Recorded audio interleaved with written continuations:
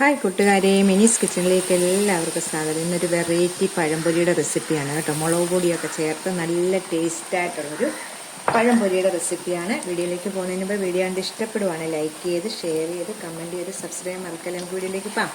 Variety പഴംപൊരിയാണ് ഉണ്ടാക്കുന്നത് കേട്ടോ. മുളക് പൊടിയൊക്കെ ചേർത്ത് നല്ല ടേസ്റ്റിലൊരു വെറൈറ്റി പഴംപൊരി. നമുക്കിത് ഒരെണ്ണം മൂന്നായിട്ട് കീറിയെടുക്കാവേ. ഇതുപോലെ ഞാൻ മൂന്നായിട്ട് എടുത്ത് വെച്ചിട്ടുണ്ട്. ഇതിലേക്ക് പൊടി എടുക്കാവേ. ഇതിനാവശ്യമായ പൊടി ഐറ്റങ്ങളൊക്കെ എടുക്കാം. നമുക്കിത് മാറ്റി വെക്കാം. 3/4 കപ്പ് മൈദ, 3/4 കപ്പാണ് മൈദ.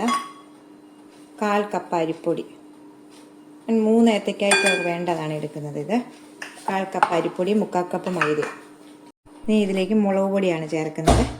ഞാൻ 2 ടീസ്പൂണാണ്, ഇത് അരയാണ്, 2 ടീസ്പൂണാണ് ഞാൻ ചേർക്കുന്നത് മുളക് പൊടി. ഇതിപ്പോൾ അത്യാവശ്യം ഒത്തിരി എരിവില്ലാത്ത മുളക് പൊടിയാണ് കേട്ടോ.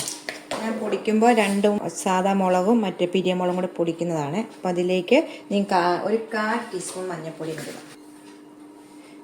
ഇതിലേക്ക് 1 ടേബിൾ സ്പൂൺ പഞ്ചസാരയാണ് ചേർക്കുന്നത്. ഒരു 2 നുള്ള് ഉപ്പ് കൂടെ ചേർക്കാം. ഇതിലേക്ക് ഇച്ചിരി സോഡാപ്പൊടി ചേർക്കണം. ഇതിലേക്ക് 2 നുള്ള് ഉപ്പിട്ടതുപോലെ തന്നെ 2 നുള്ള് ബേക്കിംഗ് സോഡയും കൂടി ഇതിലേക്ക് ഇടുവാണ്. നുള്ളായിട്ടാണ്, സ്പൂണൊന്നുമല്ല.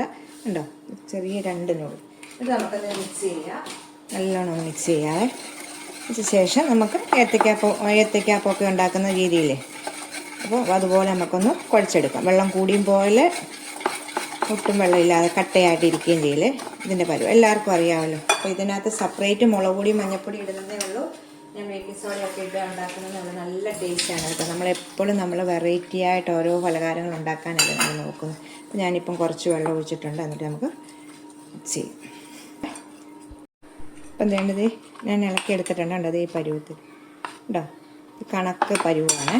നമുക്കതൊന്നുമില്ല, മുക്കി എണ്ണയ്ക്കകത്ത് ഞാൻ എണ്ണ ചൂടാകാൻ വേണ്ടി വെച്ചിട്ടുണ്ട്. ഞാൻ വെളിച്ചെണ്ണയാണ് ഉപയോഗിക്കുന്നത്. നിങ്ങൾക്ക് ഇഷ്ടമുള്ള എണ്ണ ഉപയോഗിക്കാം.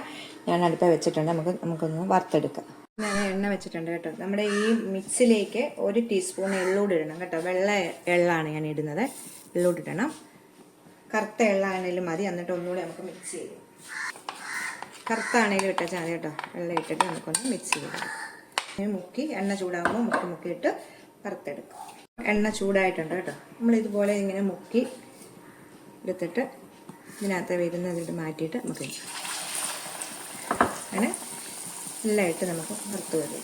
ഏത്തയ്ക്കാപ്പൊടിയൊക്കെ ഉണ്ടാക്കാൻ എല്ലാവർക്കും അറിയാവുന്നതാണ്. അപ്പോൾ ഇതിനകത്ത് സ്പെഷ്യലായിട്ട് ഈ മുളക് പൊടി ഒക്കെ ഉള്ള വെറൈറ്റി ആയിട്ട് കാണിക്കുന്നത് കേട്ടോ. 3 എണ്ണം വെച്ച് നമുക്ക് ഉണ്ടാക്കാവേ.